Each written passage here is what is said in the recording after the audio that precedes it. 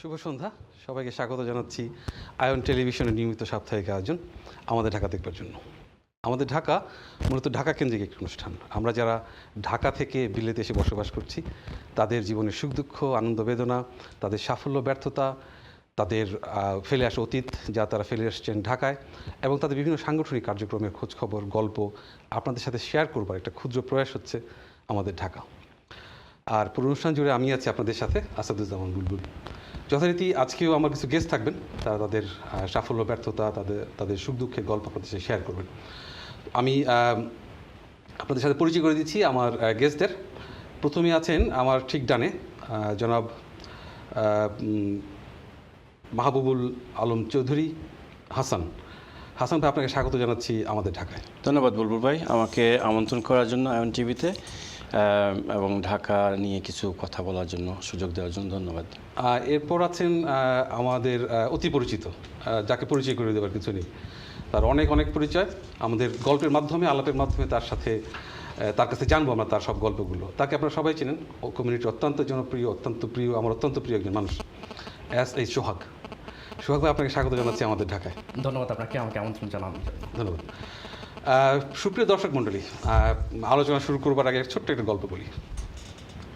আমরা আজকে যে এই আলো ঝলমলে স্টুডিওর মধ্যে বসে আছি, এই আলোগুলো আমাদের দিচ্ছে বিদ্যুৎ থেকে আলোগুলো আসছে। এই আলো ঝলমলে উজ্জ্বল স্টুডিওটা অন্ধকার রাতে পরিণত হবে যদি আজকে বিদ্যুৎ চলে যায়। এটা বিলেতে আমাদের এই অভিজ্ঞতা নেই বলতে গেলেই চলে, কিন্তু আমরা যারা বাংলাদেশ থেকে এসেছি, ঢাকা থেকে এসেছি, তারা এই বিষয়টা সাথে খুব বেশি পরিচিত। ঢাকায় কবে প্রথম বিদ্যুৎ এসেছিল, আজকের গল্প আমার। 1901 সালে প্রথম ঢাকার জমিদার আহসান মঞ্জিলে জেনারেটরের মাধ্যমে বিদ্যুৎ সরবরাহের ব্যবস্থা করেছিলেন। এটা একটা বিস্ময় ছিল ঢাকাবাসীর কাছে, একটা চমক ছিল। তবে খুব স্বল্প পরিসরে শুধু আহসান মঞ্জিল এবং আশেপাশের দু একটা রাস্তাতে এই বিদ্যুৎ সরবরাহ করা হয়েছিল সেই সময়। এরপরে 1919 সালে আর একটু বড় আকারে এই বিদ্যুৎ বা বাণিজ্যিকভাবে বিদ্যুৎ বিতরণ শুরু হয়, এবং সেটা শুধুমাত্র অভিজাত কয়েকটা বাড়িতে, সেই সময় যারা বিত্তশালী, যারা প্রভাবশালী, এরকম কিছু বাড়িতে সেই সময় বিদ্যুৎ সরবরাহ করা হয়েছিল। আর সর্বপ্রথম এই বিদ্যুৎ কেন্দ্র স্থাপন করা হয় 1933 সালে, যেটা পরিবাগে ধানমন্ডি পাওয়ার স্টেশন নামে এটা পরিচিত ছিল। 6 মেগাওয়াটের, অত্যন্ত কম 6 মেগাওয়াটের বিদ্যুৎ উৎপাদন কেন্দ্র ছিল সেটা, এবং সেটা দিয়েও শুধুমাত্র ঢাকার বিভিন্ন এলাকায় অভিজাত যারা মানুষ ছিলেন, যারা বিত্তশালী ছিলেন, তারাই এই বিদ্যুতের সুবিধা ভোগ করতেন। তো ধন্যবাদ, আমার গল্প ছোট করে শেষ করছি। আমি আমার মূল আলোচনা পূর্বে যাব এই পর্যায়ে। আমার আলোচকরা আছেন, তাদের কাছ থেকে তাদের সুখ দুঃখের, তাদের সাফল্য ব্যর্থতা, তাদের সাংগঠনিক গল্পগুলো আপনাদের সাথে শেয়ার করবেন। প্রথমে আমি যাচ্ছি হাসান ভাইয়ের কাছে। হাসান ভাই, আপনি ঢাকার সন্তান, আপনি ঢাকার কোথা থেকে এসেছেন? আপনার জন্ম কোথায়, বেড়ে উঠেছেন কোথায়? ধন্যবাদ বুলবুল ভাই প্রশ্ন করার জন্য। আমার জন্ম পুরনো ঢাকায়। পুরনো ঢাকা বলতে আমরা যে এলাকাকে বুঝি, যেমন লালবাগ, চকবাজার, উর্দু রোড, বংশাল, নাজিরা বাজার, এই সমস্ত এরিয়া। তো এই এরিয়া দিয়ে আমাদের আত্মীয় স্বজন, এবং আমার জন্ম পুরনো ঢাকায়, হুইচ ইজ লালবাগ এরিয়াতে। তাহলে ঢাকা মহানগরের যে উত্তর দক্ষিণ, উত্তরে হচ্ছে আপনার? জি, উত্তরে বর্তমানে আমরা যে ডিভাইড হওয়ার পরে এখন আমরা উত্তরে আছি। সরি, দক্ষিণে। তাহলে মূলত ঢাকার গোড়াপত্তন হচ্ছে ঢাকা আপনাদের অঞ্চল থেকে শুরু। ঢাকার যে গোড়াপত্তন তা বলা যায়, কারণ বুড়িগঙ্গা নদী ডাক দিলে শোনা যায়, লালবাগ কিল্লা আমরা ডাক দিলে লালবাগ কিল্লা মানুষ শুনতে পাবে, এতখানি ডিস্টেন্সে আছি আমরা। সো এই জন্য আমরা বলি যে পুরনো ঢাকা, আমরা পুরনো ঢাকার মানুষ। হ্যাঁ, আর আমরা আমাদের জন্মের পরে যখন আমরা মানে নতুন ঢাকা বলতে নিউ টাউন বলতাম, যেটাকে ধানমন্ডিকে বলতাম নিউ টাউন, তখন তো উত্তরা ছিল না। ধন্যবাদ হাসান ভাই, আসছি আপনার কাছে। Thank you. সোহাগ ভাই, আমি আমার ভূমিকাতে বলেছি আপনাকে পরিচয় করে দেওয়ার কিছু নেই। আপনি ভীষণভাবে পরিচিত নানা কার্যক্রমের মাধ্যমে, এবং আপনার সেই গল্পগুলো আমাদের সাথে শেয়ার করবেন আজকে। আপনি ঢাকার সন্তান, আপনি ঢাকার কোথেকে এসেছেন, আপনার বাড়ি কোথায়? ধন্যবাদ আপনাকে আজকের এই অনুষ্ঠানে আমাকে আমন্ত্রণ জানানোর জন্য। বেসিক্যালি এই অনুষ্ঠানটা আমার খুব প্রিয় একটি অনুষ্ঠান, আমি প্রতিনিয়তই দেখে থাকি। আর প্রিয় হওয়ার আরেকটা কারণ হচ্ছে আমাদের ঢাকা। তো ঢাকাই, এবং ঢাকার সন্তান হিসেবে আমি অবশ্যই গর্বিত। আমি মূলত ঢাকার নবাবগঞ্জ, সেখানে জন্ম, সেখানেই বেড়ে ওঠা, শৈশব আমার সেখানেই কেটেছে। আর নবাবগঞ্জ নিয়ে অনেকের একটা কনফিউশন রয়েছে, যেমন ঢাকাতে কিন্তু নবাবগঞ্জ হচ্ছে দুইটা, একটা হচ্ছে নবাবগঞ্জ উপজেলা নবাবগঞ্জ, আর একটা হচ্ছে পুরান ঢাকা আরেকটা নবাবগঞ্জ রয়েছে। জি। তো আমারটা হচ্ছে নবাবগঞ্জ উপজেলা যেটা, সেটাই। তো অবশ্যই কথা বলবো, অন্যান্য বিষয় নিয়েও কথা বলবো। এই ছিল আমার পরিচয়। ধন্যবাদ সোহাগ ভাই। হাসান ভাই, এবার আপনার কাছে। আপনি আপনার প্রথম স্কুল কোথায় ছিল? আপনার হেড টিচারের নাম মনে আছে? ধন্যবাদ বুলবুল ভাই। হ্যাঁ, এটি আমার প্রথম স্কুলের নাম ছিল কে এম বশির প্রাইমারি বিদ্যালয়, যেটা আমাদের মানে লালবাগের ভিতরেই, লালবাগ। হ্যাঁ, ওয়াকিং ডিস্টেন্সে আর কি। আর আমার হেড টিচার ছিলেন আশরাফুদ্দিন স্যার।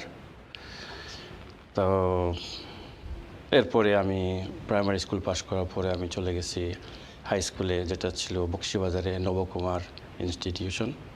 খুব পরিচিত। লেখাপড়া করছি, হ্যাঁ, আলিয়া মাদ্রাসার কাছে আর কি। তো ধন্যবাদ হাসান ভাই। Thank you. সোহাগ ভাই, আপনার কাছে একই প্রশ্ন। আপনার দীর্ঘ ক্যারিয়ার, পড়াশোনা, এটা সেটা, আপনার প্রথম স্কুল কোথায় ছিল? প্রথম স্কুল ছিল নবাবগঞ্জের গালিমপুর ইউনিয়নের গালিমপুর রহমানিয়া হাই স্কুল, যেটা শতবর্ষেরও বেশি পুরাতন একটি স্কুল, এবং নবাবগঞ্জের মধ্যে একটি স্বনামধন্য স্কুলও বটে, যেখান থেকে আপনার নবাবগঞ্জের বিখ্যাত যে ব্যক্তিগুলো, যেমন সাবেক প্রতিমন্ত্রী আব্দুল মান্নান সাহেব, সাবেক মন্ত্রী আতাউদ্দিন খান, তারপরে সাবেক আরেকজন মন্ত্রী হারুনুর রশিদ খান মুন্নু, যার যেই স্কুল থেকে যারা পাশ করে বেরিয়েছেন। তো এই সব কিছু মিলে সেই স্কুলটা একটি ঐতিহ্যবাহী স্কুল এবং অনেক পুরাতন একটি স্কুল। এবং এই স্কুলে আপনি যে হাসান ভাইকে কোশ্চেন করছিলেন যে প্রধান শিক্ষক কে ছিলেন ওই সময়, আমিও একটু বলতে চাই যে ওই সময় আমি যখন ছিলাম তখন প্রধান শিক্ষক ছিলেন সিদ্দিকুর রহমান খান। তিনি অবশ্য নাই, তিনি স্কুলের দায়িত্বে নাই, বাট তিনি এখনও জীবিত আছেন। এই মুহূর্তে কে প্রধান শিক্ষক আছেন এবং এই মুহূর্তে কারা কারা শিক্ষকতা করছেন, হয়তো বা অনেকেই শিক্ষকতা করছেন, ওই সময় যারা আমার সহপাঠী ছিল তারাও এখন ওই স্কুলের শিক্ষক হিসেবে কাজ করছেন। আর পাশাপাশি স্কুল জীবনের পরে কলেজ ছিল আমার গালিমপুরে, সেখানেই আমি আগেই বলেছি যে আমার শৈশবটা কেটেছে নবাবগঞ্জে।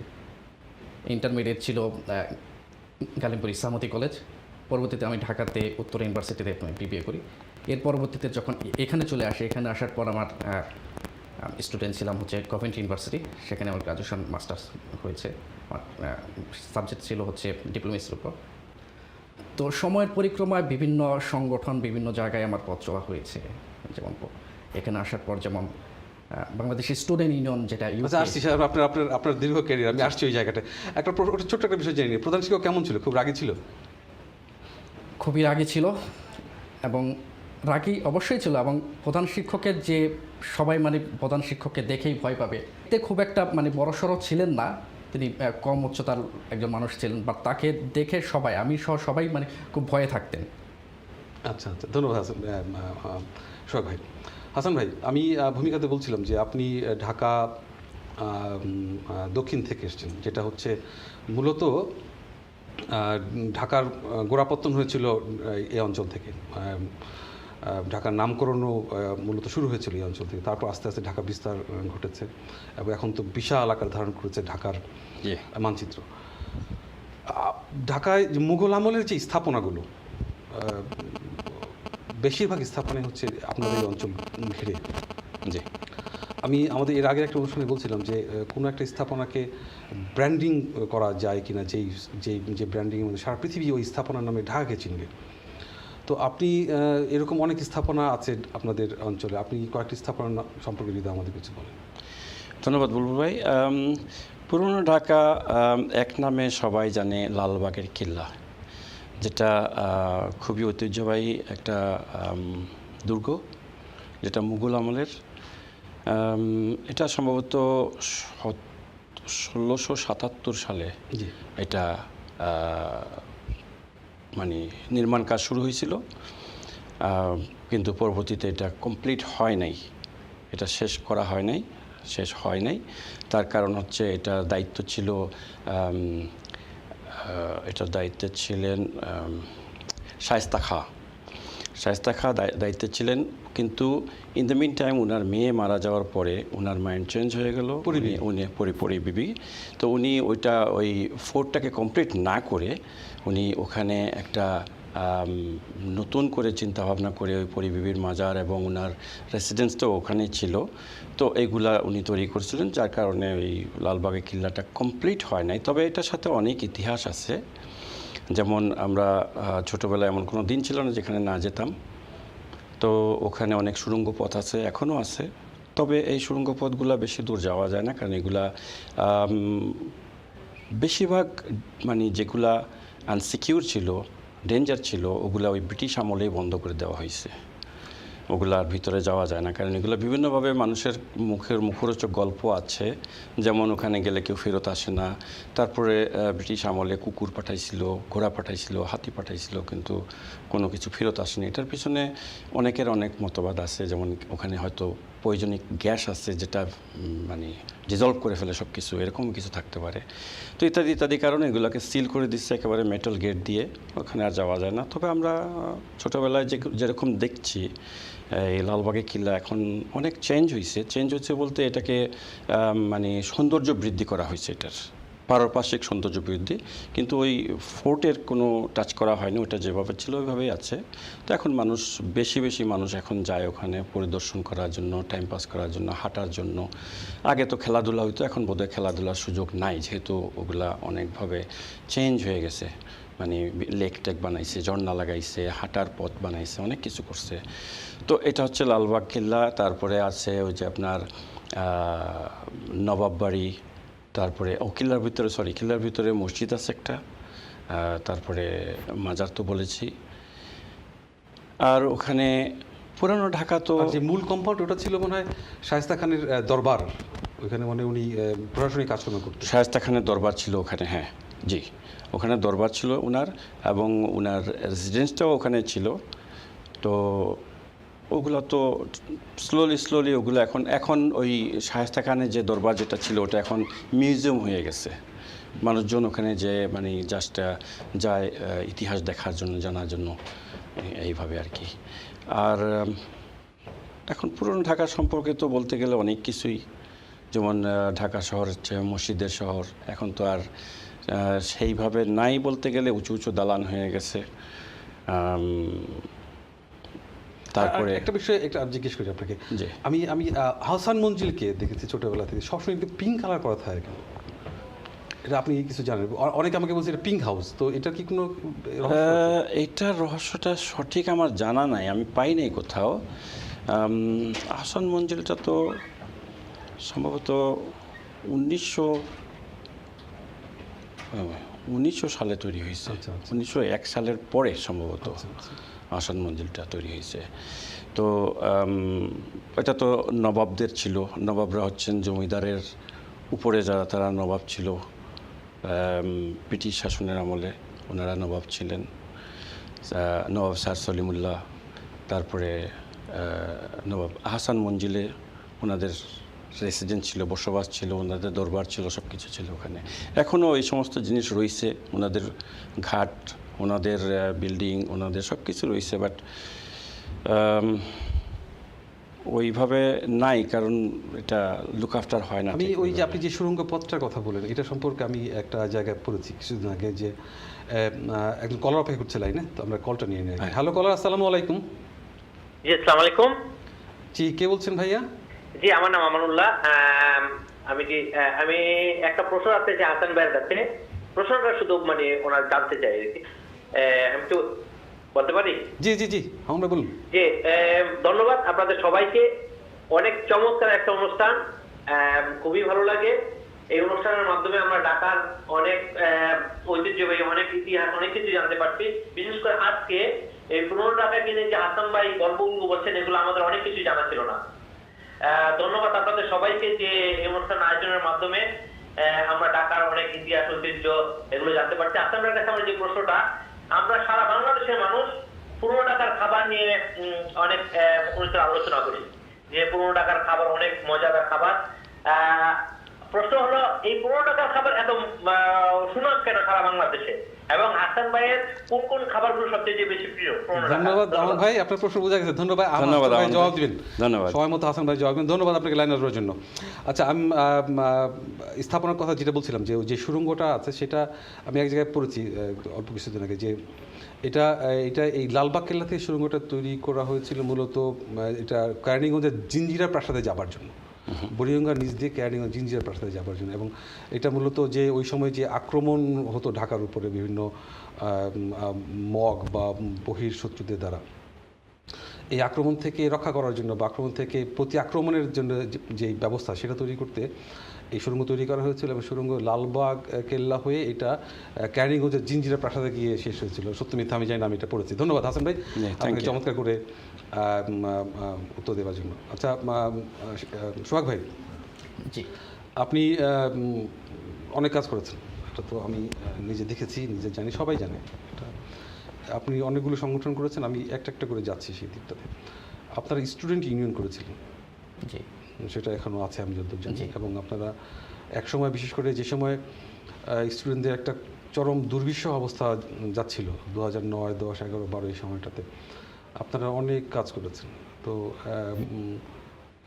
ওই সময়টাতে যে যাদের জন্য কাজ করতেন তাদের কাছে সারাটা কেমন পেতেন এবং কী ধরনের কাজ করতেন আপনারা, বা এখন কী ধরনের কাজ করেন যদি বলেন? ধন্যবাদ। চমৎকার একটি কোশ্চেনের অবতারণা রাখছেন।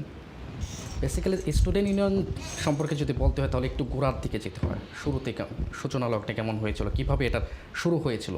এটা 2007-এর দিকে, যখন আমি অবশ্য তখন এই দেশে ছিলাম না। সেটার আতাউল্লাহ ফারুক ভাই সহ আরও অনেকেই, এখানকার কিছু স্টুডেন্ট, একটা স্টুডেন্টের এনআই নাম্বারে একটা সমস্যা হয়েছিল। তো ওই সময় একটা এনআই নাম্বারকে কেন্দ্র করে যারা প্রতিষ্ঠা করেছিল, আতাউল্লাহ ফারুক ভাই এটার মূল উদ্যোক্তা ছিল। তো আতাউল্লাহ ফারুক ভাই বলতে আপনি আমাদের আয়ন টেলিভিশনের যে সিইও তার কথা বলছেন? হ্যাঁ, জি জি। সে এটার উদ্যোক্তা ছিল। তো তখন তারা চিন্তা করে যে একটা স্টুডেন্ট ইউনিয়ন কিংবা একটা সংগঠন করা দরকার, যেখানে স্টুডেন্টদের কথা বলা হবে, স্টুডেন্টের সমস্যা নিয়ে কথা বলা হবে এবং একত্রিত। কারণ যে কোনো জিনিস করতে হলে একটা প্ল্যাটফর্ম দরকার। প্ল্যাটফর্ম ছাড়া একা একা অনেক কিছু করা সম্ভব হয় না। তো সেই জন্যই সেই শূন্যতা থেকে এটার অভিপ্রকাশ, এবং তখনই এই সংগঠনটা শুরু হয়। এবং পরবর্তী সময়, সেই সময় অবশ্য একটা কমিটিও দেওয়া হয় আতাউল্লাহ ফারুক ভাইকে সাধারণ সম্পাদক, প্রতিষ্ঠাকালীন সাধারণ সম্পাদক হিসাবে, এবং আরেকজনকে রাজীব মোস্তফা নামক একজনকে প্রেসিডেন্ট করে একটা কমিটি করা হয় স্টুডেন্টদেরকে নিয়ে। এবং পরবর্তীতে ওই সময় থেকে শুরু করে স্টুডেন্টদের বিভিন্ন সমস্যা সংক্রান্ত, যেমন 2009 এবং 10-এর দিকে যখন স্টুডেন্টদের একটা স্রোত ছিল, যখন বাংলাদেশের স্টুডেন্ট সহ ইন্টারন্যাশনাল স্টুডেন্টদের একটা স্রোত এখানে ছিল ওই সময়, তখন অনেক স্টুডেন্টই বিভিন্ন ধরনের সমস্যা, এনআই নাম্বার সহ, জব ক্রাইসিস সহ, তারপর ভিসা সংক্রান্ত সমস্যা সহ অনেক ধরনের সমস্যার সম্মুখীন হয়েছে। এবং তাদেরকে এই সমস্যা থেকে উত্তোলনের জন্য এই সংগঠনটা সবসময় কাজ করে গিয়েছে।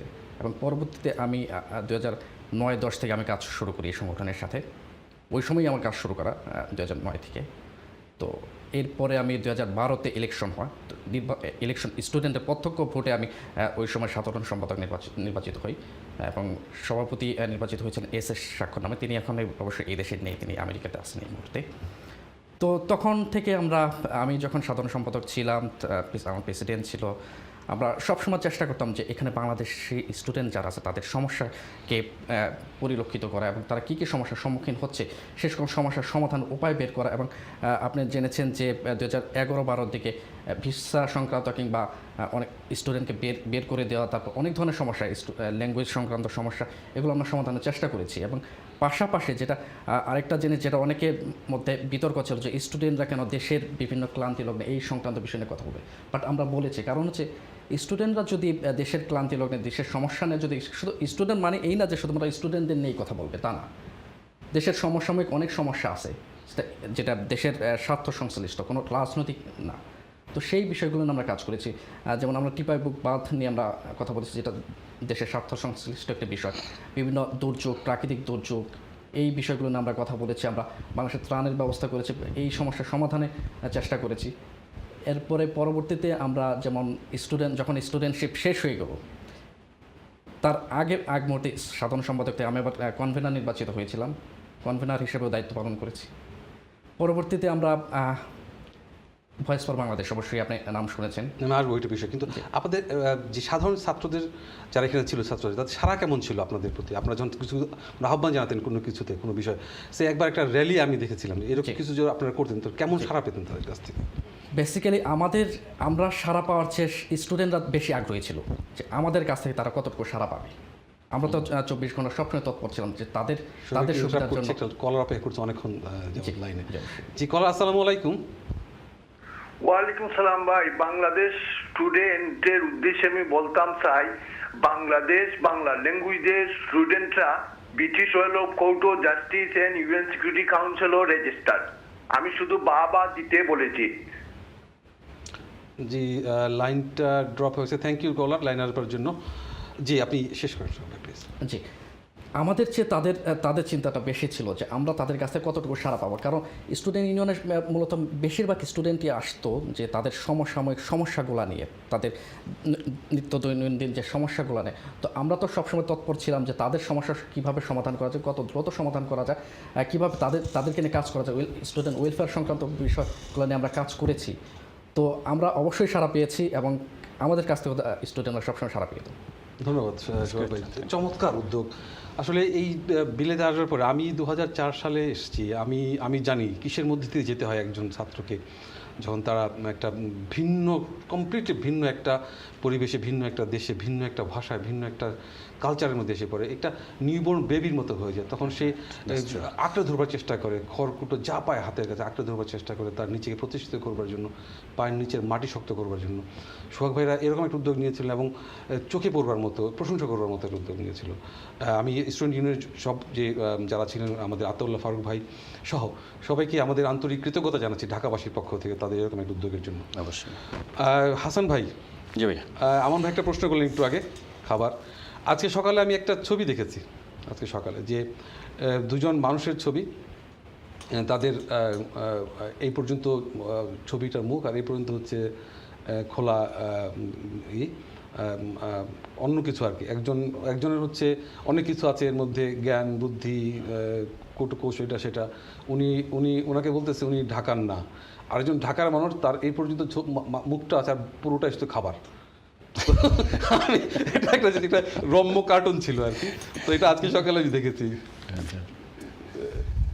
জি এটা আমি আজকে দেখেছি সকালবেলায়। তো এই খাবারের বিষয়টা নিয়ে আপনি বিস্তারিত বলবেন। এই যে ঢাকার খাবার, আমার মনে হয় বললো যে খাবারে তো মজা হয় কেন, আর এটা আসলে ভালো হোক মন্দ হোক যেভাবেই নিক, পুরনো ঢাকাকে মানুষ খাবারের জন্য বিশেষভাবে সমাদর করে, বিশেষভাবে চেনে। অন্য অনেক কিছুর হয়তো ঘাটতি আছে, কিন্তু খাবারের যে তাদের যে রিচনেস, তাদের যে কী বলবো দৌরাত্ম্য, খাবারের যে প্রকারভেদের যে দৌরাত্ম্য, এটা বলে শেষ করা যাবে না। তো হাসান ভাই, এই প্রশ্নোত্তরটা আমি নিব আপনার কাছ থেকে, কিন্তু এর আগে মনে হয় আমাদের একটা বিরতিতে যেতে হচ্ছে আর কি। তো ছোট্ট একটা বিরতি যাচ্ছি, আমরা বিরতি পর আবার কথা বলবো। সুপ্রিয় দর্শক মণ্ডলী, আমাদের বিরতির সময় হয়েছে, ছোট্ট একটা বিরতিতে যাব। আশা করছি সে পর্যন্ত সাথেই থাকবেন। দেখা হবে বিরতির পর। ধন্যবাদ।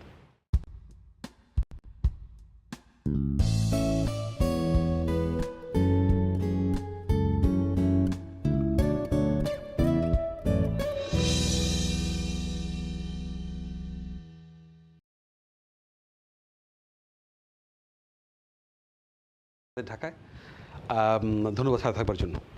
বিরতির আগে যেমনি হাসান ভাইকে জিজ্ঞেস করছিলাম, হাসান ভাই ঢাকার খাবার আপনার বক্তব্য কি? ধন্যবাদ বুলবুল ভাই। খাবারের কথা বললেই তো ক্ষুধা লেগে যায়। আসলে ঢাকার খাবারের সুনাম আছে পৃথিবী জুড়ে। পুরনো ঢাকা, স্পেশালি পুরনো ঢাকার কথা বলতে গেলেই চলে আসে চকবাজারের খাবার, চকবাজারের ইফতারি, হাজির বিরিয়ানি, এই সমস্ত খাবার। আর পুরনো ঢাকার মানুষ আসলে বিভিন্ন রং বেরঙের খাবার তৈরি করতে পারে, অন্যান্য ডিস্ট্রিক্টে পারে তাদের মতো করে, বাট পুরনো ঢাকার যে খাবারগুলা, এগুলো সবার কাছেই খুবই প্রিয়। যেমন হাজির বিরিয়ানি। আরেকটা কথা বলতে হয়, হাজি মোহাম্মদ হোসেন ছিলেন উনি আমার নানা, আমার মার চাচা। তো ছোটোবেলায় আমরা যখন যেতাম নানা বাড়িতে, আমার খুব মনে আছে ওই বোল নিয়ে চলে যেতাম সেই বিরিয়ানির দোকানে, গলির মুখেই তো। গেলে মামা বলতেন যে টাকা আনছো, তো বলতাম যে না টাকা আনি নেই, মামা পোলাও দিবে। পোলাও বলতাম আমরা, মামা পোলাও দিবে, তো বোল ভরে দিত, আমরা খেতাম নিয়ে। তো ওই কালের বিবর্তনে নানা মারা গেছেন, মামা মারা গেছেন, যাই হোক হাজির বিরিয়ানি এখন বিভিন্ন রূপে চলে আসছে ঢাকা শহরে। আগে ওই একটাই হাজির বিরিয়ানি ছিল, এখন অলিতে গলিতে হাজির বিরিয়ানি, কিন্তু অরিজিনাল হাজির বিরিয়ানি যেটা, সেটা হচ্ছে নাজিরিয়া বাজারে, সেই যারা লোকেশনটা জানেন ঠিক ওই জায়গায়, কিন্তু রাস্তার এই পারে ওপারে অনেক হাজির বিরিয়ানি আছে, কিন্তু ওগুলা পরবর্তীতে বিভিন্ন নাম দিয়ে মানুষ তৈরি করছে। তো হাজির বিরিয়ানির একটা ঐতিহ্য আছে, তারা আমি দেখছি ছোটোবেলায় লাকড়ি যেটাকে বলে তেঁতুল বা বেলের লাকড়ি দিয়ে রান্না করতো, সরিষার তেল দিয়ে রান্না করতো।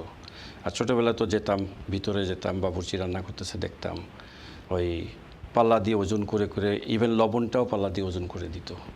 আর সমস্ত স্পাইস মানে পাটার ভিতরে বাইটে দিত, যেটাকে আমরা বর্তমানে যেগুলো বিরিয়ানি খাই, পোলাও খাই, দারচিনি এলাচি সব কিছু আমাদের বেছে ফেলতে হয়, কিন্তু হাজির বিরিয়ানিতে এগুলো নাই। কেন এগুলো সব মানে শিলপাটাতে পিসাই করে দেওয়া হতো, এখনও এইভাবে দেওয়া হয়। তো এখন তো নানা নাই, মামা নাই, তার ছেলেরা আছে করতেছে। আর চকবাজারের ইফতারি, রোজার মাসে চকবাজারের ইফতারি, এটা খুবই নাম করা, পুরা পৃথিবীতে এটার সুনাম আছে।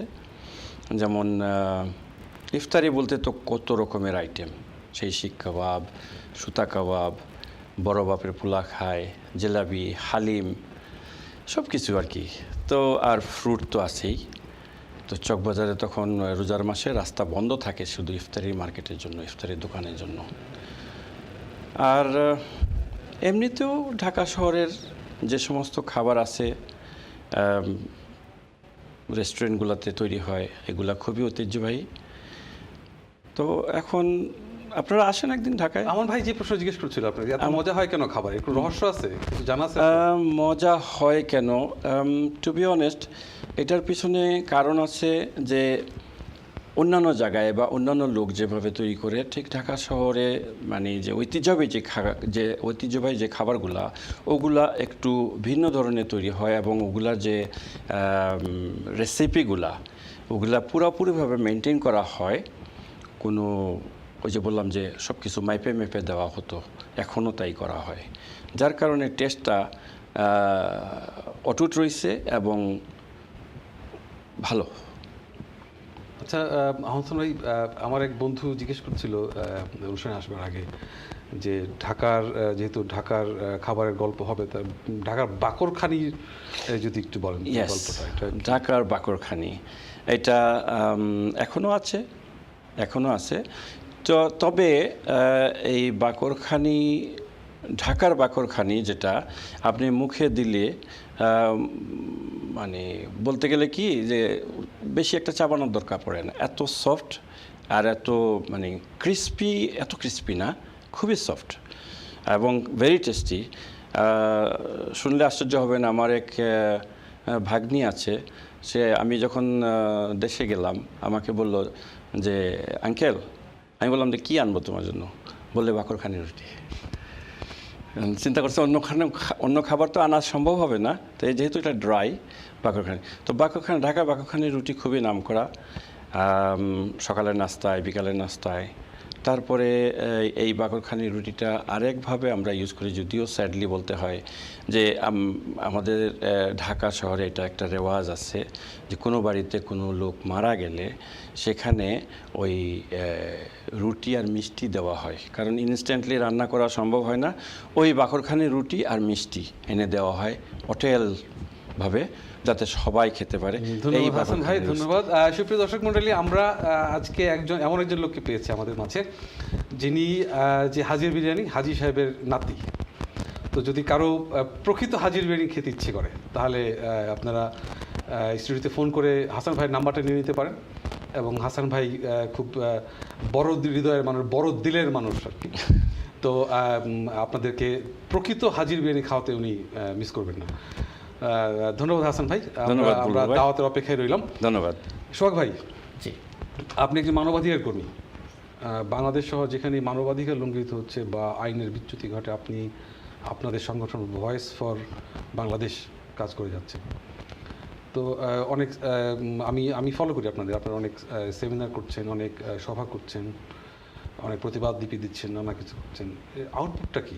এটার আউটপুট কি হচ্ছে? আসলে কিছু পাচ্ছেন আপনারা? এই বিষয়ে আসার আগে আমি একটু হাসান ভাই যেমনটা বলছিলেন যে ঢাকার খাবার প্রসঙ্গে, এইখানে আমি একটু আসতে চাচ্ছি, কারণ হচ্ছে খাবারের বিষয়টা চলে আসলে একটু মুখে পানি চলে আসে। জি জি।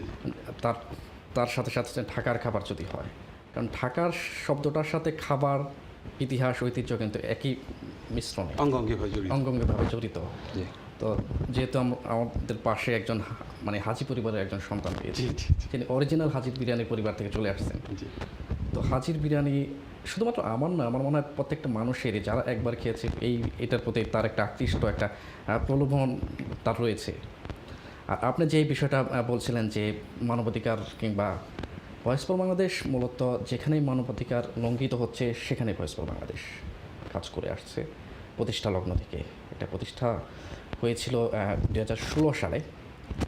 এরপর থেকে আমরা বিভিন্ন সময়ে যেখানেই মানবাধিকার লঙ্ঘিত হয়েছে, যেমন আপনার সেটা হতে পারে কোনো ব্যক্তির উপর হতে পারে, কোনো ব্যক্তির উপর আঘাত হতে পারে, কোনো গোষ্ঠীর উপর হতে পারে, কোনো দেশের উপর হতে পারে, কিংবা কোনো দেশ কিংবা জাতির স্বার্থ সংশ্লিষ্ট কোনো বিষয়ের উপর হতে পারে। তো সেখানেই আমরা কাজ করেছি, আমরা প্রতিবাদ জানিয়েছি, আমরা চেষ্টা করেছি যে কোন ওয়েতে কাজ করলে এটা সমাধান কিংবা আউটপুট পাওয়া যায়। অনেক সময় আমরা আউট পেয়েছি, ইনস্ট্যান্ট পেয়েছি, কিংবা যে কোনো জিনিসে একটা আউট পেতে একটু সময় লাগে। প্রথমে আমরা নক করে সেখানে যদি কাজ না হয়, আমরা প্রেশার ক্রিয়েট করেছি। প্রেশার মানে জোর, মানে প্রলোভন দেখানো কিংবা পেশি শক্তির ব্যবহার না, সেটা না, বাট মানবাধিকার যাতে লঙ্ঘিত না হয় সেই কাজগুলো আমরা করেছি।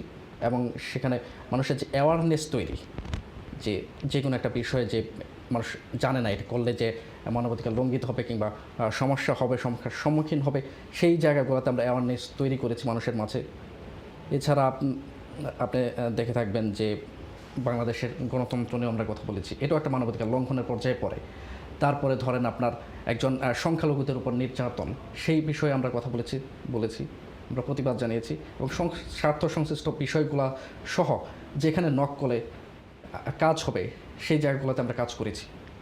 আমি একটা বিষয় লক্ষ্য করেছি, আপনারা এই সব সেমিনারগুলো করতে গিয়ে ব্রিটিশ পার্লামেন্টারিয়ানদেরকে আপনারা সম্পৃক্ত করেন আপনাদের প্রোগ্রামের সাথে। তো এই চেনগুলো কি কোনো এফেক্টিভ হয়? অবশ্যই, কারণ হচ্ছে আপনার ব্রিটেন বলেন, আমেরিকা বলেন, কিংবা জাতিসংঘ বলেন, তারা হচ্ছে ওয়ার্ল্ডের, জাতিসংঘ একটি আমলাতান্ত্রিক প্রতিষ্ঠান, বাট ব্রিটেন আমেরিকার হচ্ছে একটা মোরাল কান্ট্রি। বিভিন্ন দেশগুলো তারা ডমিনেট করে থাকে। তো তারা যখন দেখে, তাদের কাছে যখন কোনো একটা সুপারিশ করা হয়, তাদের কাছে যখন একটা বিষয় জানানো হয়, তারা অবশ্যই চেষ্টা করে যে এই বিষয়টা যাতে না হয়। বিশেষ করে থার্ড ওয়ার্ল্ড কান্ট্রিগুলোতে, বাংলাদেশ, দক্ষিণ এশিয়ার মতো দেশগুলো, আফ্রিকার মতো দেশগুলোতে যখন মানবাধিকার লঙ্ঘিত হয়, তারা এটাকে প্রেশার ক্রিয়েট করে, তারা এটা যাতে না হয় এই ব্যবস্থা নিয়ে থাকে। তো যার কারণে তাদেরকে সম্পৃক্ত করা। ধন্যবাদ সোহাগ ভাই, অব্যাহত থাকুক আপনাদের প্রচেষ্টা, যেখানেই মানবাধিকার লঙ্ঘিত হোক বাংলাদেশে অথবা যে কোনো জায়গাতে। জি, আপনাদের প্রচেষ্টা অব্যাহত থাকুক, এবং আপনাদের প্রচেষ্টার মাধ্যমে আশা করি কিছুটা হলে স্বস্তি ফিরে আসবে এই নিপীড়িত নির্যাতিত মানুষদের মধ্যে। আমি যাচ্ছি হাসান ভাই, আপনি কথায় বলছিলেন একটু যে ঢাকা মসজিদের শহর ছিল, ঢাকা একটা অসম্ভব সুন্দর শহর ছিল। ইভেন আমার ছোটোবেলায় আমি দেখেছি ঢাকার সৌন্দর্য, ঢাকার যে পরিবেশ, ঢাকার মধ্যে মাঠ, ঢাকার মধ্যে হাঁটে বেড়ানোর জায়গা। আর সেই ঢাকা আজকে 30 বছর পরে প্রধান চারিত্রিক বৈশিষ্ট্য হয়ে দাঁড়িয়েছে জ্যামের শহর ঢাকা। এটা আমাদের ব্যথিত করে, আমরা ঢাকার সন্তান হিসেবে ব্যথিত করে আমাদের। আবার এটা সত্য, এটা যে একটা অপপ্রচার তা না, এটা ঢাকার রাস্তায় যারা বেরোবে, বিশেষ করে হাসান ভাইদের যেই এলাকা থেকে হাসান ভাই এসছে, সেই এলাকায় যদি কেউ রাস্তায় বেরো, তাকে এটা মেনে নিতে হবে যে ঢাকার প্রধান চারিত্রিক বৈশিষ্ট্য হচ্ছে জ্যাম। হাসান ভাই, এই আপনি তো জন্মেছেন, বড় হয়েছেন, এবং এই সবগুলো আপনার চোখের সামনে এই দুর্বিষহ একটা অবস্থা তৈরি হয়েছে। এর থেকে উত্তরণের কোনো পথ জানা আছে আপনার? ধন্যবাদ বুলবু ভাই। আসলে বিগ ডিফারেন্ট, অনেক পরিবর্তন আসছে ছোটোবেলার ঢাকা আর বর্তমানের ঢাকা। এগুলা মূলত এটার কারণ হচ্ছে মানুষ অর্থ রোজগার করার জন্য, বেঁচে থাকার জন্য, স্বাবলম্বী হওয়ার জন্য সব শহরমুখী হচ্ছে। এটা মানুষের দোষ না, এটা হয়েই থাকে, মানুষ আসতেই পারে। তো ঢাকা শহরে আগে যে লোক সংখ্যা ছিল এখন সেটা কি বলবো কয়েকশো গুণ হয়ে গেছে বলতে গেলে। কেন? এটা মানুষ শহরমুখী হচ্ছে, মানে উপার্জন, আয় রোজগার করার জন্য, ব্যবসা বাণিজ্যের জন্য। এখন আমাদের আমি বলবো আমাদের সরকারের তরফ থেকে একটা উদ্যোগ নেওয়া উচিত, যেটা যেমন আমরা ব্রিটেনে দেখি বা উন্নত দেশগুলোতে দেখি, যে কোনো একটা কিছুর হেড অফিস, ব্যাংক হোক আর সরকারি অফিস হোক, এগুলা আমাদের সব কিছু ঢাকার ভিতরে। তো এগুলো যদি ডিফারেন্ট ডিস্ট্রিক্টে স্থানান্তর করা যায় তাহলে কি হবে, ওই অফিসের আন্ডারে, ওই সংস্থার আন্ডারে যতগুলো লোক কাজ করতেছিল ঢাকা শহরে, তারা ওখানে কাজ করবে, ওখানে থাকবে। তাহলে কি হইলো, এবং প্রয়োজনে অন্যান্য যারা আছে রিলেটেড বা যে কোনো কাজের জন্য যদি যেতে হয়, যেমন একটা অফিস যদি করা হয় খুলনাতে, দেখা গেল সোনালী ব্যাংকের হেড অফিস খুলনাতে, এখন খুলনাতে এই হেড অফিসের সাথে রিলেটেড যারা, তারা খুলনাতেই থাকবে। তাহলে ঢাকায় আর ওভারক্রাউড হলো না। ঠিক তেমনিভাবে এইগুলা যেটা আমরা দেখতেছি ব্রিটেনে, যে সমস্ত কিছু লন্ডনে না, লন্ডনের বাইরে বড় বড় হেড অফিসগুলো দিয়ে রাখছে যে বাধ্যতামূলক তোমাদের ওখানে থাকতে হবে, ওখানে থেকে কাজ করতে হবে, এবং দরকার হলে লন্ডন থেকে ওখানে যেতে হবে। তাহলে কি হলো, যানজটটা কমে গেল, লোক সমাগমটা কমে গেল, ইত্যাদি ইত্যাদি। তো আর গাড়ি জ্যামটা আসলে আগে তো আর এত গাড়ি ছিল না, লোকও কম ছিল, এখন গাড়িও বাড়ছে, মানুষও বাড়ছে, কিন্তু ওইভাবে তো আর রাস্তাঘাট তৈরি হয়নি। হ্যাঁ, বর্তমানে আমরা দেখতে পাচ্ছি কিছু ফ্লাইওভার হয়েছে, দ্যাটস গুড, কিন্তু পর্যাপ্ত পরিমাণে রাস্তা নাই গাড়ির জন্য, যার কারণে বসে থাকতে হয় ট্রাফিক জ্যামে। তো আরেকটা জিনিস, যাদের অর্থ সম্পদ আছে, ব্যবসা বাণিজ্য আছে, তারা চিন্তা করে রাস্তায় গাড়ি সিএনজিতে বা রিক্সায় বসে না থেকে একটা গাড়ি কিনি, গাড়ির ভিতরে এসির হাওয়া খাবার, বসে থাকবো, বসে তো থাকতেই হবে। তো এইভাবে এই চিন্তাধারার কারণেও অনেক গাড়ি বেড়ে গেছে। তো এখন এটা আসলে কোনো ব্যক্তি কিছু করতে পারবে না, এটা সরকার থেকে উদ্যোগ আসতে হবে এবং প্ল্যান আসতে হবে। এটা এই ধরনের আলোচনা আগেও হয়েছে ঢাকা শহরে, বা বিভিন্ন যারা প্ল্যানার আছে তারা বিভিন্নভাবে থিঙ্কিং থেকে এই কথাগুলো বলছে, কিন্তু এগুলো কোনো বাস্তবে রূপ নেয়নি আজ পর্যন্ত। ধন্যবাদ হাসান ভাই, আপনি চমৎকার করে বললেন। আসলে ডিসেন্ট্রালাইজ না হলে এইভাবে এই সমস্যা রাতারাতি সমাধান হবে। আমি 1995 সালের দিকে একটা সমীক্ষা দলের সাথে কাজ করেছিলাম, জাপানি সমীক্ষা দল। তাদেরকে বাংলাদেশে আনা হয়েছিল অনেক ব্যাপক পরিমাণ পয়সা খরচ করে সুপারিশমালা নেবার জন্য, যে কী করে ঢাকার এই যানজটটাকে নিরসন করা যায়। তারা অনেক দেখলেন, ঢাকা শহরকে অনেক ঘোরাঘুরি করলেন, দেখে ঠিক তারা একটা সুপারিশমালা তৈরি করলেন, এবং তারা বললেন যে 3টা স্থাপনাকে ঢাকা শহর থেকে সরিয়ে দেওয়ার সুপারিশ করলেন ইনস্ট্যান্ট। তারা বললেন ইনস্ট্যান্ট এই 3টা স্থাপনাকে ঢাকা শহর থেকে সরিয়ে ফেলতে হবে, এতে যানজট অর্ধেক কমে যাবে। তারা বললেন হাইকোর্টটাকে সরিয়ে ফেলতে হবে, তারা বললেন সচিবালয়কে সরিয়ে ফেলতে হবে, তারা বললেন ঢাকা ক্যান্টনমেন্টকে সরিয়ে ফেলতে হবে। তারা এই 3টি স্থাপনার কথা সুপারিশ করলেন যে 3টা স্থাপনাকে ইনস্ট্যান্ট সরিয়ে ফেলতে হবে ঢাকা শহর থেকে, তাহলে অর্ধেক যানজট কমে যাবে।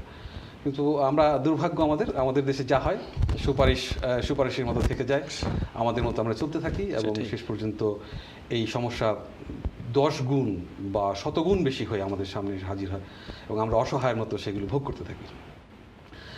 যাই হোক, সোহাগ ভাই, আপনার কাছে আসছি। সোহাগ ভাই, আপনি তো নতুন একটা পরিচয় ইদানিং আমাদের সামনে এসে উন্মোচিত হয়েছে অনেক পরিচয়ের সাথে, ব্রডকাস্টার, জার্নালিস্ট। আপনি সাংবাদিকতার সাথে জড়িত হলেন কিভাবে, কবে? এই বিষয়ে আসার আগে আমি একটু ঢাকার সম্পর্কে কথা বলি, কারণ ঢাকা হচ্ছে আমাদের প্রাণের শহর। বাট ঢাকা যে প্রাণের শহরের সাথে সাথে কিন্তু আরেকটা নাম সেটা পরিচয় লাভ করেছে, সেটা হচ্ছে জ্যামের শহর বলা হয়। এর অন্যতম কারণ, যেমনটা আপনিও বলছিলেন, হাসান ভাইও বলছেন, যে উন্নয়নের যে ডিসেন্ট্রালাইজ এই জিনিসটা হয় নাই, সব কিছু সেন্ট্রালাইজ হয়ে আছে।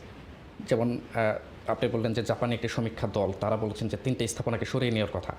যেমন ক্যান্টনমেন্ট, আমি কোথাও পাইনি যে কোনো পৃথিবীর কোনো দেশে একটি রাজধানী শহরের মধ্যমণিতে একটা ক্যান্টনমেন্ট, সেনানিবাস থাকবে শহর থেকে দূরে অন্য কোনো ডিস্ট্রিক্টের কাছাকাছি, কিন্তু শহরের ভিতরে একটা ক্যান্টনমেন্ট পৃথিবীর কোনো শহরের রাজধানী শহরে নাই, শুধুমাত্র ঢাকাতেই রয়েছে। এয়ারপোর্টটা যেমন আগে যেমন তেজগাঁয়ে ছিল ঢাকার মধ্যমণিতে, সেটা সরে উত্তরাতে নেওয়া হয়েছে। এটা এই এয়ারপোর্টটাও আরও ধরে নেওয়া উচিত, যেটা অলরেডি বোধহয় সরকারের পরিকল্পনায় রয়েছে, যে আরিয়াল বিলে এর আগে পরিকল্পনা ছিল, বাট সেখানে হয়নি। বাট ওই আশেপাশে, ঢাকার আশেপাশে এয়ারপোর্টটা আরেকটা নতুন একটা এয়ারপোর্ট দেওয়ার পরিকল্পনা সরকারের রয়েছে। পাশাপাশি যেমন নদীর তীরবর্তী যে সকল শহর রয়েছে সারা বিশ্বে, এই শহরগুলোর প্রাণে হচ্ছে নদী। কিন্তু আমাদের ঢাকার ক্ষেত্রে যদি চিন্তা করেন, বাট বুড়িগঙ্গার তীরবর্তী ঢাকা, বাট বুড়িগঙ্গা কিন্তু প্রায় মৃত প্রায়। বুড়িগঙ্গার পানির অবস্থা দেখেন, বুড়িগঙ্গার আশেপাশে যে আপনার কলকারখানা রয়েছে সেগুলোর বস্ত্র কীভাবে মিশ্রিত হচ্ছে বুড়িগঙ্গার পানিতে। তো এটার যে এখানে সরকারের অব্যবস্থাপনার কিছু চিত্র ফুটে উঠছে। প্লাস হচ্ছে ট্যানারি শিল্প, ট্যানারি শিল্পটা অতি সত্তর সরে অলরেডি এটা সরে দেওয়ার প্ল্যানের রয়েছে, যেটা সাভারে নিয়ে যাবে। ধন্যবাদ শফি। আমি আমার প্রশ্নের থেকে দূরে সরতে চাচ্ছি না, আমাকে ইঙ্গিত করা হচ্ছে আমাদের সময় শেষ হয়ে যাচ্ছে। আপনি সাংবাদিকতা সম্পৃক্ত হলেন কীভাবে? আচ্ছা, সাংবাদিকতা সম্পৃক্ত খুব বেশি দিন না, তারপরও আমি এর আগে থেকেই মানে প্রিন্ট মিডিয়ার সাথে যুক্ত ছিলাম, দৈনিক মানব জমিনের সাথে যুক্ত ছিলাম। আর ইলেকট্রনিক মিডিয়ার সাথে খুব বেশি দিন না, 2 বছর হবে। আর সাংবাদিকতা প্লাস হচ্ছে টিভি প্রেজেন্টিং, তো সময়ের পরিক্রমায় চলে আসতে হয়েছে আর কি। বাট সাংবাদিকতা হচ্ছে এটা একটা প্যাশনের জায়গা, তো সেই প্যাশন থেকে আমার এখানে আসা, এবং প্যাশনের পাশাপাশি একটা সাহসিকতার জায়গাও বটে। তো সেই জায়গা থেকে আমার সেই ইচ্ছা, প্যাশন, সাহসিকতার জায়গা থেকে এই সাংবাদিকতাকে বেছে নেওয়া। আপনি একটা আয়ন টেলিভিশন আপনি একটা program, if I am not wrong, journal, হ্যাঁ জার্নাল, প্রোগ্রামটা অত্যন্ত জনপ্রিয়। আপনি হয়তো খুব বেশি দিন না, কিন্তু প্রোগ্রামটা অত্যন্ত জনপ্রিয়। প্রোগ্রামটা আমি ব্যক্তিগতভাবে দেখি এবং অনেকের কাছ থেকে এই প্রোগ্রাম আউটপুট একটা কোয়ালিটি প্রোগ্রাম। যতগুলো বাংলা চ্যানেল এখানে আছে, কয়েকটা প্রোগ্রাম খুব কোয়ালিটি হয়, তার মধ্যে আপনার প্রোগ্রাম জানাটা হচ্ছে একটা অন্যতম কোয়ালিটি প্রোগ্রাম। এর রহস্য কী? আমরা তো প্রোগ্রাম করছি, আমাদের তো এগুলো জানতে হবে। এর রহস্য কী? এইভাবে এত কোয়ালিটি একটা প্রোগ্রাম এত স্বল্প সময়ের মধ্যে কীভাবে আপনি করলেন? না, বেসিক্যালি জার্নাল প্রোগ্রামটা আমি শুরু করেছি এই বছরেই মার্চ থেকে। এর আগে আয়ন টিভিতে আমি প্রোগ্রাম করতাম কমিউনিটি ফোকাস নিয়ে, কমিউনিটি বিভিন্ন ব্যক্তিবর্গ নিয়ে, কমিউনিটি বিভিন্ন সমস্যা নিয়ে আমরা সেই প্রোগ্রামটা করতাম। তো পরবর্তীতে আমি জার্নাল প্রোগ্রামটা শুরু করি এই বছরের মার্চ থেকে। তো আমি সবসময় চেষ্টা করি যে প্রোগ্রামের মাঝে গেস্টের ক্ষেত্রে হোক, টপিকের ক্ষেত্রে হোক, এবং প্রোগ্রাম চলাকালীন সময়ে সেখানে কোশ্চেন এবং সব কিছুর সমন্বয়ে একটা কোয়ালিটি মেনটেন করার চেষ্টা করে থাকি। যেমন টপিক এবং গেস্টের সাথে গেস্ট সিলেকশনের যে আপনার সমন্বয়, এটা যদি সমন্বয় যদি না হয় তাহলে কিন্তু আপনার প্রোগ্রাম জমবে না। কারণ স্পেসিফিক টপিক, স্পেসিফিক গেস্ট, তো যেই টপিকের জন্য যেই গেস্ট ভালো কথা বলবে সেই গেস্টকে আমাকে সিলেকশন করতে হবে। এবং আজকে যে আলোচিত ঘটনাগুলো অনেকগুলো আলোচিত ঘটনা হতে পারে, 10টা হতে পারে, 20টা হতে পারে, অনেক ঘটনা। এই ঘটনাগুলো থেকে আমাকে পিক করতে হবে যে কোন ঘটনাটা দর্শক ভালো পাবে, কোনটা সেটাকে আমাকে সিলেক্ট করতে হবে, এবং কোন বিষয়টা আলোচনা করলে দর্শক ভালো পাবে এবং গেস্টও বলে স্বাচ্ছন্দ্য বোধ করবে। এই বিষয়, অনেকগুলো বিষয় রয়েছে এগুলো, তো এইগুলো মেনটেন করাটাই হচ্ছে মূল বিষয়। তার সাথে আরেকটু সুযোগ করি, আপনার উপস্থাপনা অত্যন্ত চমৎকার, অত্যন্ত সাবলীল, মার্জিত হয়। আমি খেয়াল করেছি আপনি যেসব উপকরণগুলোর কথা বলেন তার সাথে এটাও একটা উপসঙ্গ বা একটা বিষয় যেটাতে আপনার অনুষ্ঠানকে এতটা জনপ্রিয় করেছে। আমাদের সময় প্রায় শেষের দিকে। হাসান ভাই, আপনি ঢাকা অ্যাসোসিয়েশন উইকের সম্মানিত কার্যনির্বাহী পরিষদের সদস্য। যদি আপনাকে জিজ্ঞেস করি 5 বছর পরে আপনি ঢাকা অ্যাসোসিয়েশন উইকে কোথায় দেখতে চান? ধন্যবাদ বুলবুল ভাই। ঢাকা অ্যাসোসিয়েশন ইউকে এটার বয়স খুব একটা বেশি না, 2 বছরের কিছু বেশি। তো যাই হোক, ইন দ্য মিন টাইম আমরা ঢাকা অ্যাসোসিয়েশন ইউকের তরফ থেকে যে প্রোগ্রামগুলো করেছি, এবং অবভিয়াসলি এই কোভিডের কারণে এবছর কোনো কিছু করা হয় নাই। আমরা মিলাদ মাহফিল, ইফতারি প্রোগ্রাম, তারপরে বিভিন্ন কালচারাল প্রোগ্রাম ইত্যাদি, তারপরে সমাজসেবামূলক প্রোগ্রাম, এগুলো আমরা আগামীতে আরও করব। আশা করি আমাদের ঢাকা অ্যাসোসিয়েশন ইউকে আরও অনেক আগে যাবে এবং এটার একটা সুনাম পুরো পৃথিবী জুড়ে থাকবে ইনশাল্লাহ। ধন্যবাদ হাসান ভাই। সোহাগ ভাই, আপনার কাছে ছোট ছোট করে আপনি টাচ করবেন, সময় যেহেতু আমাদের শেষ। আপনাদের সংগঠন থেকে আপনারা বৈশাখী মেলা করে, ইনডোর বৈশাখী মেলা সম্ভবত ইউরোপের সবচেয়ে বড় ইনডোর বৈশাখী মেলা আপনারা করেছেন। এটা নেক্সট মেলা কবে অনেকে জানতে চায়, তো প্রোগ্রামের মাধ্যমে আপনারা জানতে চাই নেক্সট মেলাটা আপনাদের কবে প্ল্যান আছে। আর আপনি ঢাকা অ্যাসোসিয়েশন ইউকে সম্মানিত সহসভাপতি, আপনি কিভাবে দেখছেন, আপনি এটার ভবিষ্যৎ কী? জি, ধন্যবাদ। আপনি দুইটা প্রশ্ন রেখেছেন। এক হচ্ছে আমরা যে বৈশাখী উৎসব নামে যে বৈশাখী মেলাটা করে থাকি ইনডোরে, যেটা ব্রিটেনে, এবং শুধু ব্রিটেন নয়, এটা সমগ্র ইউরোপের মধ্যে বাংলা ভাষাভাষীদের জন্য ইনডোরের সবচেয়ে বড় প্রোগ্রাম, এবং এটা আমরা প্রতি বছরই করে থাকি। 2012 থেকে শুরু হয়েছে, এটা 7 বার করেছি। এই বছর আমরা করার কথা ছিল, বাট করোনার প্রাদুর্ভাবের কারণে আমরা করতে পারিনি। বাট পরবর্তীতে যদি পৃথিবীর অবস্থান, যদি করোনা পরিস্থিতি সব ঠিক থাকে, আমরা পরবর্তী আবার বৈশাখ মাসে আমরা করবো অবশ্যই এটা। আর দ্বিতীয় প্রশ্নটি হচ্ছে আপনার যে ঢাকা অ্যাসোসিয়েশন, এখানে আমি ভাইস প্রেসিডেন্টের দায়িত্বে আছি। ঢাকা অ্যাসোসিয়েশনের বয়সটা খুব বেশি দিন নয়, 2 বছর হয়েছে। বিলেতের মাটিতে তো অনেক সংগঠন রয়েছে, তো সেগুলোর সাথে সাথে ঢাকা অ্যাসোসিয়েশন খুব সম্মানের সাথে কাজ করে যাচ্ছে। এবং আমি বলবো, এবং অ্যাডভাইস বলেন কিংবা যেটাই বলেন, সংশ্লিষ্ট যারা আছে তাদের প্রতি আমার অনুরোধ থাকবে যে ঢাকা অ্যাসোসিয়েশন শুধুমাত্র অন্যান্য সংগঠন, অনেক সংগঠনের মতো শুধুমাত্র গেট টুগেদার করা, পিকনিক করা, এর মধ্যে সীমাবদ্ধ যাতে না থাকে, আমরা চেষ্টা করব যে ঢাকাবাসীর ওয়েলফেয়ার সংক্রান্ত কিছু কাজ করার জন্য। ধন্যবাদ সোহাগ ভাই। হাসান ভাই, আপনার জন্য 5 সেকেন্ড প্রয়োজন বিদায় নেওয়ার জন্য। ধন্যবাদ বুলবুল ভাই। আমি আমার বিদায় স্পিচে একটাই কথা বলবো, যেটা আমাকে এখানে বুলবুল ভাই আমন্ত্রণ জানার জন্য, এবং সেই সাথে আয়ন টিভির কলাকুশলী এবং আয়ন টিভিকে অনেক ধন্যবাদ, এবং যারা টিভির সামনে অথবা ফেসবুকের মাধ্যমে যারা এই প্রোগ্রাম দেখছেন তাদের সবাইকে ধন্যবাদ। হাসান ভাই। সোহাগ ভাই, 5 মিনিট। জি, ধন্যবাদ আপনাকে এবং আজকের অনুষ্ঠানটি যারা দেখছেন এবং কলাকৌশলী পর্দার আড়ালে যারা আছেন সবাইকে অসংখ্য ধন্যবাদ, এবং ধন্যবাদ ঢাকাবাসীকে। সুপ্রিয় দর্শক মণ্ডলী, কথা শেষ হতে চায় না।